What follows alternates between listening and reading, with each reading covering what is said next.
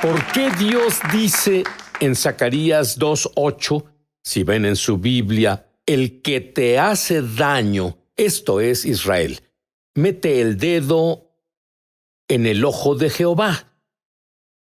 ¿Por qué la nación de Israel es tan importante?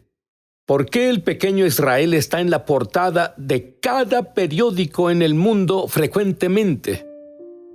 ¿En qué país nació Jesús? ¿En qué país manifestó su reino? ¿En qué país murió, fue enterrado y resucitó? ¿A qué país va a regresar? ¿Qué país gobernará durante 1000 años? Israel. Israel es un milagro en muchas formas. El hecho de que solo exista el día de hoy es un milagro. El hecho de que haya personas judías el día de hoy es un milagro. Les explicaré por qué. Israel fue conquistado en 70 DC.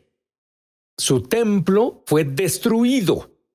Los judíos que sobrevivimos a este ataque fuimos dispersados por los 4 extremos de la tierra. Donde fuéramos siempre éramos perseguidos. Todo lo que les estoy diciendo fue anunciado por los profetas judíos en las escrituras judías, con anticipación. No debería existir ningún judío el día de hoy. Ninguno. Pero Dios, Jeremías 31, versículos del 35 al 36, dice: mientras existan el sol, la luna y las estrellas, existirá un judío en la faz de la tierra. Así es que en contra de todo, es uno de los grandes milagros que la tierra ha presenciado y no se han dado cuenta que las personas judías existimos como un pueblo distinto.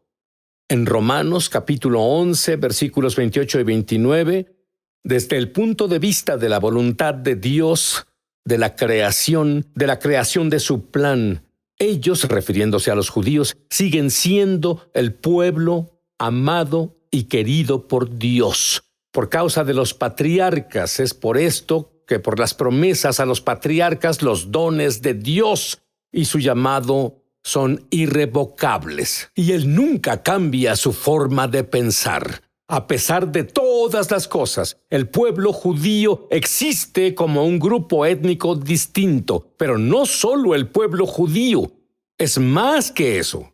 También es la tierra de Israel. ¿Por qué? ¿A quién pertenece la tierra de Israel? ¿Sabían que hay un dueño? No es el pueblo judío. ¿Sabían eso?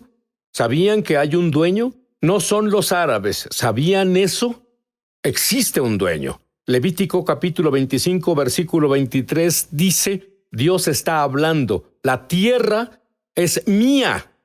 Pero entonces, si tienes una propiedad, ¿tienes todo el derecho de alquilarla? ¡Claro que sí! Y en el Salmo 105 está el acuerdo de arrendamiento entre Dios y el pueblo judío. Los términos, si yo fuera un abogado, me gustaría presentarlos en la corte. Aquí están los términos de Dios. Dios dice que recuerda su pacto por siempre. ¿Por cuánto? Por siempre. En caso de que no lo entiendan, después dice que esto se lo ordenó a 1000 generaciones. Entonces, ¿qué tenemos? Por siempre. A 1000 generaciones. Y en caso de que no lo entiendas, esto es eterno. No solamente nosotros tenemos un pacto con el mismo Dios, cuyos términos son por siempre, pero también sabemos el tamaño exacto de Israel en un momento en el que el mundo quiere encoger a Israel. Dios dice, la tierra de Israel, como lo vemos ahora, debería ser al menos, y estoy siendo conservador, 10 veces más grande. Lo encuentras exactamente en Génesis capítulo 15, versículos del 18 al 21. Esto lleva a la pregunta, ¿por qué estas promesas realizadas a los judíos en Israel son tan importantes? Dios nos da la respuesta, son importantes para ti, para mí, para Dios. Mateo capítulo 23, versículo 39, dice por qué estas promesas son tan importantes. Te digo a ti, este es Jesús hablando, te estoy diciendo a ti, no van a verme hasta que, esto es lo que los judíos dicen, Baruch haba b'shem Adonai, bendito sea el que viene en nombre del Señor. ¿Por qué es tan importante para Dios? El regreso de Jesús es tan importante para Dios, para mí, para ti. ¿Por qué esto es tan importante para el diablo? Porque él no quiere ver el regreso de Jesús. Ese es su final, su telón. Otra vez lleva a la pregunta, ¿cuál es el propósito de Dios en preservar a los judíos? Hagan esta pregunta a 10 cristianos. Muchos no podrán responderla. ¿Saben cuál es el propósito de preservar a los judíos? Voy a leerles esto. Que ellos, esto es Juan 17:21. ¿Quiénes son ellos? Había 2 grupos de personas en ese entonces, judíos y gentiles. Que todos sean uno. ¿Qué sucedería si el judío y el gentil fueran uno en el Mesías? Para que todo el mundo crea. ¿Creen que esto es importante? Que el mundo, en otras palabras, el cuerpo está incompleto sin los creyentes judíos en Jesús. El cuerpo está incompleto sin los creyentes gentiles en Jesús. El cuerpo del Mesías estará incompleto hasta que estos 2 grupos por los que Él murió y ama se conviertan en uno. No solo uno en asociación, sino uno en Él. Y entonces, esta sería la peor pesadilla del diablo. De hecho, no hay otra nación en el mundo a la que Dios haya hecho esta promesa. Voy a leerles esto. En el Salmo 122, versículo 6. Oren por la paz. ¿Conocen la palabra paz en hebreo? Shalom. ¿Conocen cuál es uno de los significados de shalom? Unión. Oren por la unión de Jerusalén. ¿Ustedes saben cuál es la unión de Jerusalén de Israel? Judíos y gentiles, uno en el Mesías. Cuando ustedes oren por la paz, la unión de Jerusalén, el nuevo hombre al que Pablo se refiere en el libro de Efesios, lo conseguirán. Esto es lo que Dios dice. Prosperarán los que amen a Jerusalén. ¿Conocen al gran erudito hebreo llamado Derek Prince, que ahora está en el cielo? Definió la palabra en hebreo, prosperar. Él dijo que la palabra prosperar en hebreo significa paz en el corazón. Paz en el corazón. Entonces, oren por la unión de Jerusalén. Eso les dará paz en el corazón a los que Él ama. ¿Conocen a alguien que necesite paz en el corazón? Ahora, este es un dato bíblico. La gloria de los judíos va a marcar el inicio del mayor avivamiento, de la mayor cosecha de almas en la historia. En breve. Ya volvemos a su programa Es Sobrenatural. Me emociona al extremo anunciar que lanzamos nuestra escuela de ministerio Es Sobrenatural en español. Entra en el enlace para comenzar tu viaje sobrenatural y en realidad espero verte crecer en la gloria, en el Espíritu y en milagros. Te esperamos. Entonces, ¿cuál es el trabajo? La Biblia nos habla sobre este trabajo. ¿Lo sabían? Para el creyente judío, ¿saben qué trabajo tenemos que hacer? Evangelicen a los gentiles. Juan 4:22 dice, la salvación viene de los judíos. En los últimos días sabremos acerca de los 144,000 del libro de Apocalipsis. Todos saben de lo que estoy hablando. Pero en los últimos días, las personas judías serán grandes evangelistas, justo como Pablo en Zacarías 8:23 dice: así ha dicho Jehová de los ejércitos en aquellos días, son los últimos días, 10 hombres de todas las lenguas de las naciones. La palabra naciones significa gentiles. Dice, tomarán la prenda, esto es el talit o el manto de oración del judío. Dice, déjanos ir contigo, porque hemos escuchado. La fe viene de oír. Hemos escuchado que Dios está contigo. Así que este es el trabajo de un creyente judío. Bien, entonces, ¿cuál es el trabajo del creyente gentil? Es aún más. Les contaré sobre esto. Romanos 11:11 les dice cuál es su trabajo. Es bueno saber sobre el trabajo del que está hablando la Biblia, ¿no lo creen? Entonces digo que ellos son el pueblo judío, tropezaron para caer de ningún modo, pero a causa de su caída, la salvación ha llegado a los gentiles, provocando a celos a todo el pueblo judío. Podríamos decir que el trabajo del creyente gentil se trata de caminar en tal grado de abundancia del Espíritu de Dios en su gloria y su presencia, que provoque los celos de todo el pueblo judío. Todos nos necesitamos. ¿Por qué? Para que el mundo crea. Dios nos enseña que todo Israel será salvado cuando Jesús regrese. Pero, ¿qué pasa con tus amigos judíos o gentiles que murieron sin conocer a Jesús? Les diré qué pasa. Ellos mueren en sus pecados, separados de Dios para siempre. Escuchen 2 escrituras. Ezequiel 18:4. Es absoluto. El alma que peca morirá. Salmo 143:2. Ante tus ojos, los ojos de Dios, ninguno que viva es justo. Y allí es donde está lo más maravilloso. En el año 70 DC el templo fue destruido. Bueno, si no hay templo, no hay sacrificio. Año 70 DC, dejamos de tener sacrificios. No hay Yom Kippur. La única forma en que un judío cubre sus pecados, porque no hay ningún justo. Y si nosotros llegamos a cometer un pecado, moriremos. Significa estar separado de Dios para siempre. Entonces, ¿qué hacemos los judíos? Bueno, un famoso judío mesiánico llamado Juan tenía la respuesta. Estaba hablando de la Pascua. ¿Recuerden qué pasó en la Pascua con mi pueblo judío?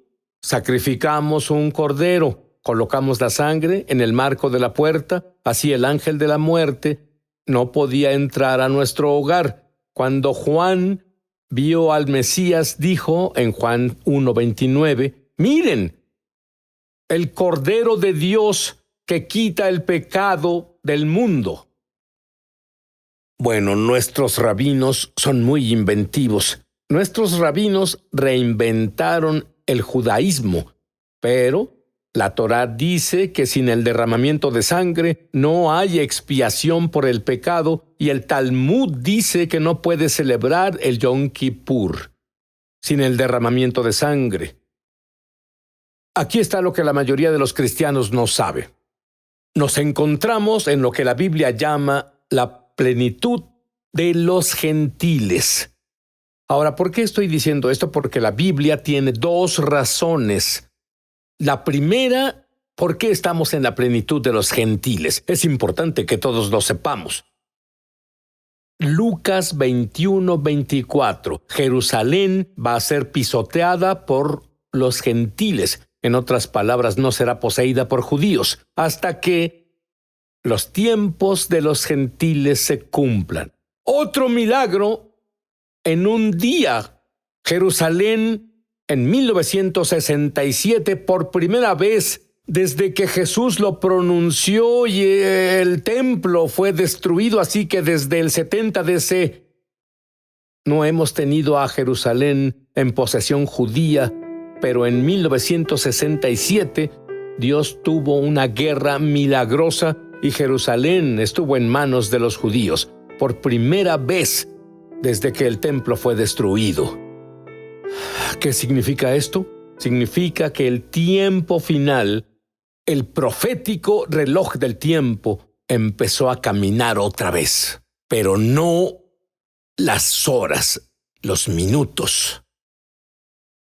Romanos 11:25, la segunda razón por la que estamos en la plenitud de los gentiles. Porque no quiero, hermanos, que ignoréis este misterio, para que no seáis sabios en vuestra propia opinión, que la ceguera en parte porque hay algunos judíos que creen en Jesús ahora como yo, la ceguera en parte le sucedió a Israel hasta que la plenitud de los gentiles llegue. En otras palabras, cuando ves la ceguera desprenderse del pueblo judío, recuerda que Pablo de Tarso era ciego, no podía ver, pero cuando las escamas se cayeron, vio a Jesús.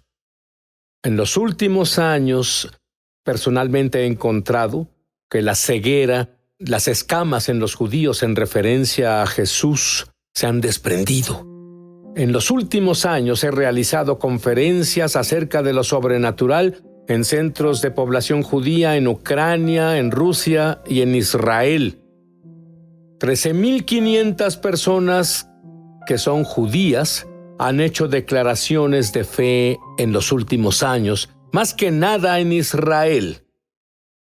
¿Saben por qué?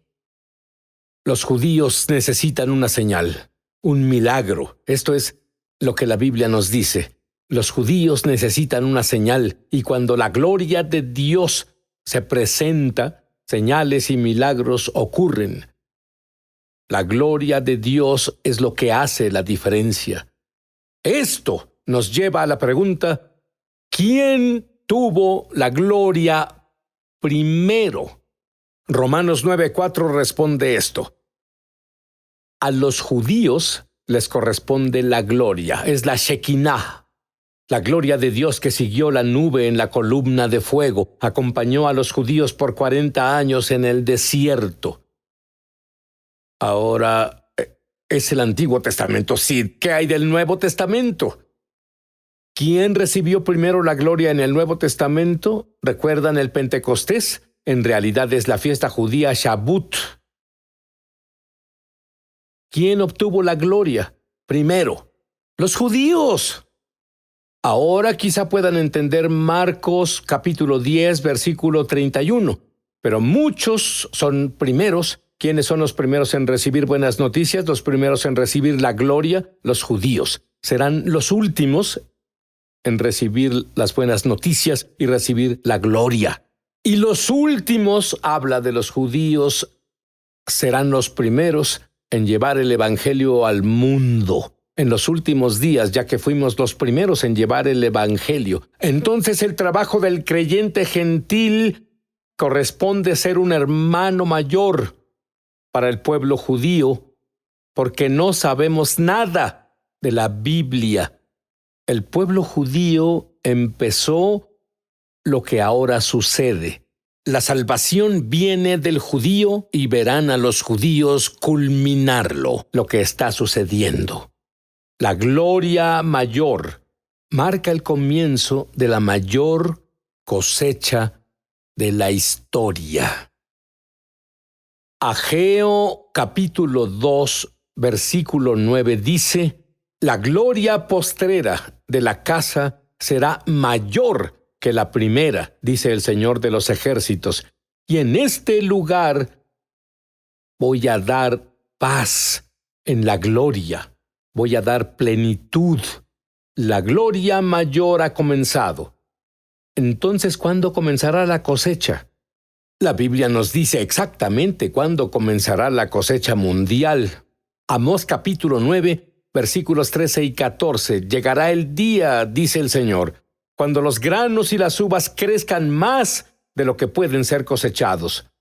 Cuando traiga, y esto es el tiempo, cuando traiga a mi pueblo exiliado de Israel de vuelta de las tierras lejanas, volverán a construir sus ciudades en ruinas y volverán a vivir en ellas. Esto es lo que Dios está diciendo ahora. ¿Quién se lo dirá a mis elegidos? Isaías capítulo 40, versículos 1 y 2 dicen: consuelen a mi pueblo judío, dice tu Dios. Habla con ternura a Jerusalén. Dile que sus días tristes han pasado y que sus pecados son perdonados. Romanos 10, 14 dice: ¿cómo pues invocarán a aquel en quien no han creído? ¿Y cómo creerán en aquel de quien no han oído? ¿Y cómo oirán sin un predicador? Eres tú. ¿Quién le va a decir a mis elegidos que sus días tristes terminaron?